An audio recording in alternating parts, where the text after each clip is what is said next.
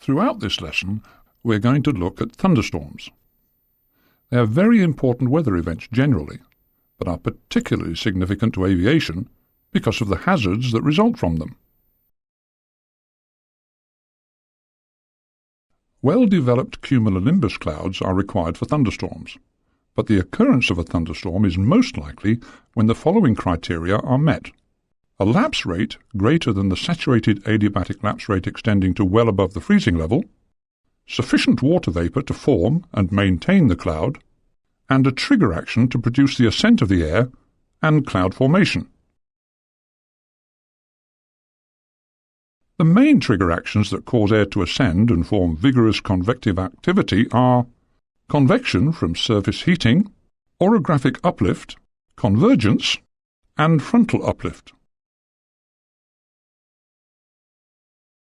There are generally two different types of thunderstorms: ones that occur in a single air mass, most common in summer and occasionally spring or autumn months, and frontal thunderstorms, which are the more common type in winter.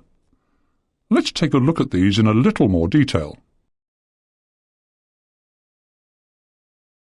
In non-winter months, thunderstorms can be caused by convection, convergence, or orographic uplift.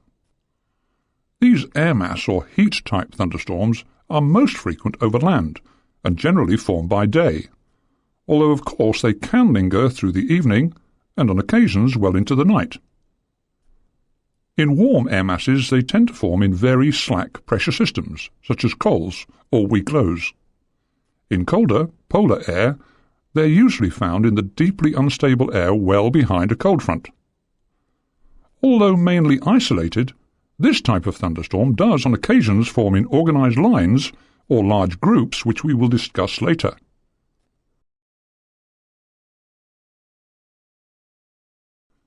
Thunderstorms also occur on cold fronts, or very occasionally on occlusions. In these cases, they are often embedded in layered cloud, which makes them particularly hazardous to aviation. They form over land and sea and are the most common type in winter months.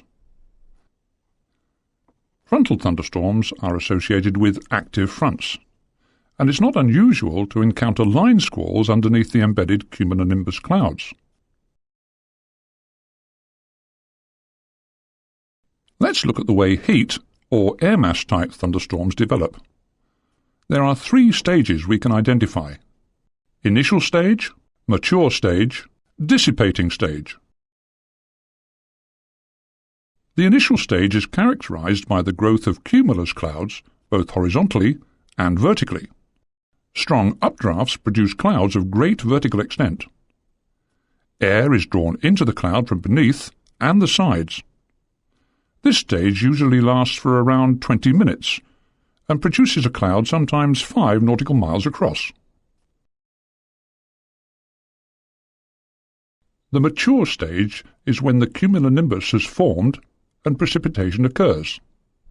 This stage usually lasts for a further 20 minutes.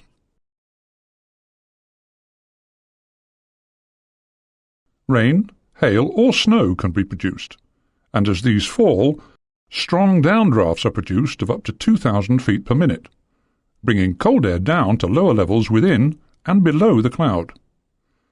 These downdrafts only warm out at the saturated adiabatic lapse rate, and are therefore frequently colder than the surrounding air beneath the cloud. This contrast causes the air to sink at a faster rate. As the precipitation in the downdraft descends, some of the precipitation evaporates. This phase change needs latent heat, and so heat is removed from the surrounding air. This process again increases the temperature contrast between the downdraft and the surrounding air, causing the cold descending air to sink even more quickly. The upcurrents within the cloud can reach 10,000 feet per minute, and as the cloud top rises by as much as 5,000 feet per minute, the cumulonimbus will just begin to develop the characteristic fibrous anvil top. The rising and falling water droplets, hail and snow produce a build-up of static electricity. The top of the cloud becomes positively charged, and the lower part negatively charged.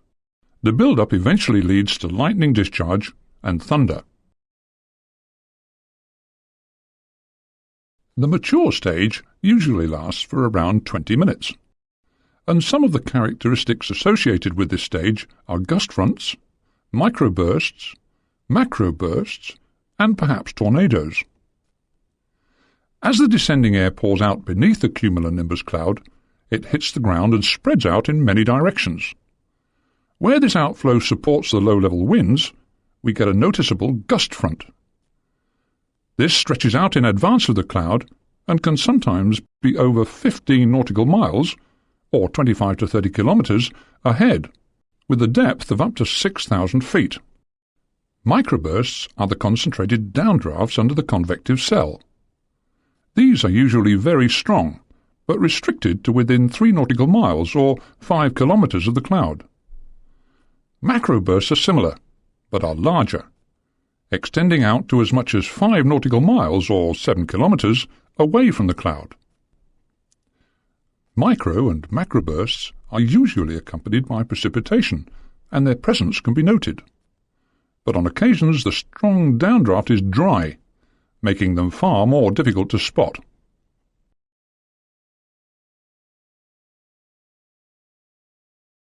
The dissipating stage of a cumulonimbus starts as the anvil top becomes fully formed. Precipitation at this stage is usually heavy, with severe turbulence in and around the cloud, and severe icing in the cloud itself.